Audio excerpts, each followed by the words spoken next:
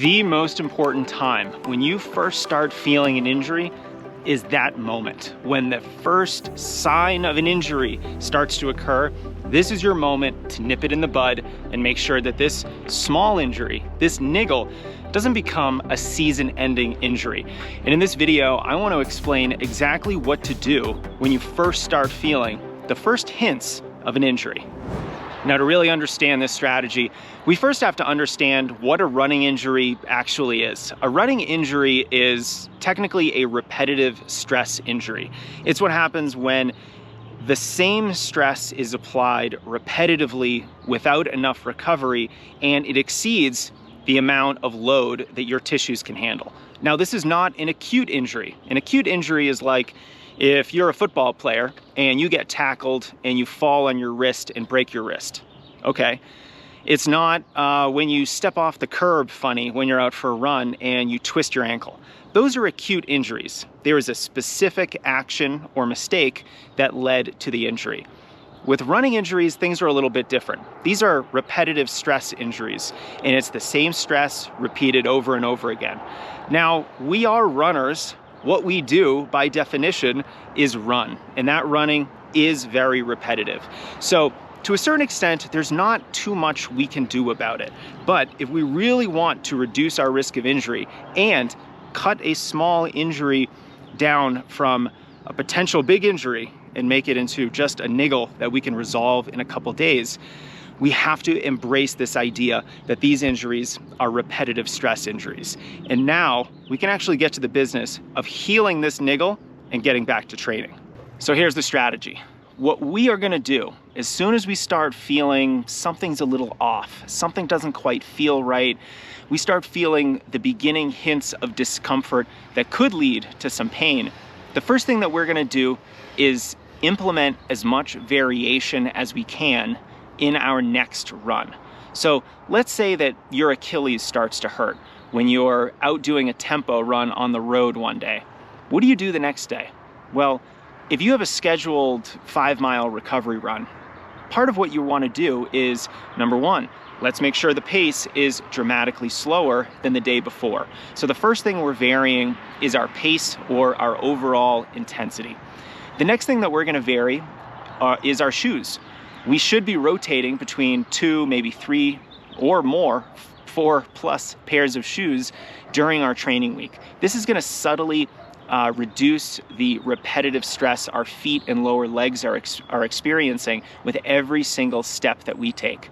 So every single shoe has a slightly different type of foam that's used, a slightly different upper, arch support, stack height, heel toe drop. And so if you're varying your shoe choice, you're varying the foot strike that you have with every single stride that you take. Okay, now the next thing that we're gonna vary is the terrain. Let's gradually get onto some different terrain that we were experiencing the day before. So in this hypothetical example, you're a runner, you're doing a tempo run on the road.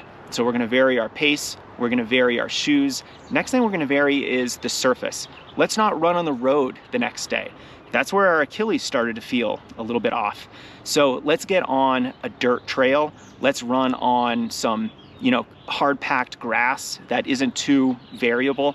Let's get on any kind of trail or different type of more variable surface, because that, just like the shoes, is going to subtly vary the type of foot strike that you have. And that's going to provide a lot of different types of stimuli that your body didn't experience the day prior when your Achilles first started to hurt. This video is sponsored by Gooder Sunglasses. I'm Jason Fitzgerald for Gooder. Our newest sponsor is Gooder Sunglasses. Well, I'm not just a spokesman for Gooder, I'm also a client. Look, I'm not gonna pretend. You guys know that I've been wearing Gooder sunglasses in my videos for years. I don't need them to sponsor my YouTube channel, but I'm thrilled that they finally are. Gooder sunglasses are my favorite sunglasses out there. They're made for running. There's no slip or bounce because of the technology that they use.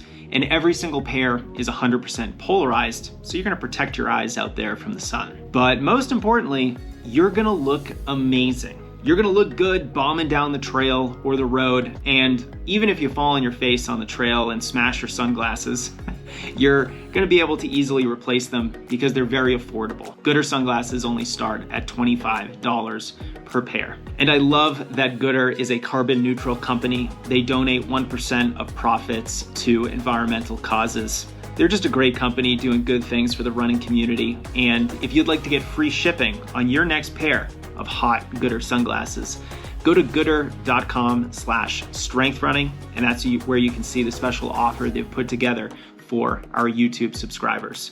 They have a 30-day money-back guarantee, but I really don't think you're gonna need it. Enjoy your Gooder sunglasses. Go to gooder.com/strengthrunning, and you'll be able to get free shipping on your next order. Thank you, Gooder, for sponsoring our YouTube channel. Once we're incorporating as much variety as possible into our next run, the next thing that we want to do is go into red alert recovery mode. This is a funny name I have for throwing the kitchen sink at what might be bothering us. So let's stay with our hypothetical example of the runner with a little bit of an Achilles discomfort who doesn't want this to turn into full-blown Achilles tendinopathy.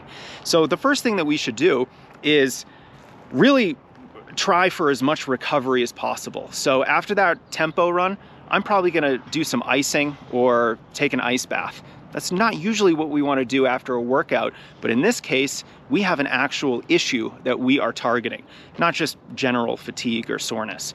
So let's take that ice bath.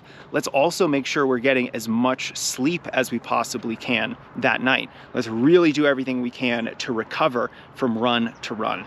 We want to eat enough food. You never want to be in a calorie deficit when you're training, especially when you're trying to recover from a niggle or an injury, because your body needs that energy for rebuilding and recovery. Now, we also want to do some strength training, not just general strength training, which is going to help with range of motion and improving our strength and athleticism, but we also want to do some specific strength for the injury that we're experiencing. So in this example, we're experiencing an Achilles issue. It would be great to do some calf raises as well as some eccentric heel drops.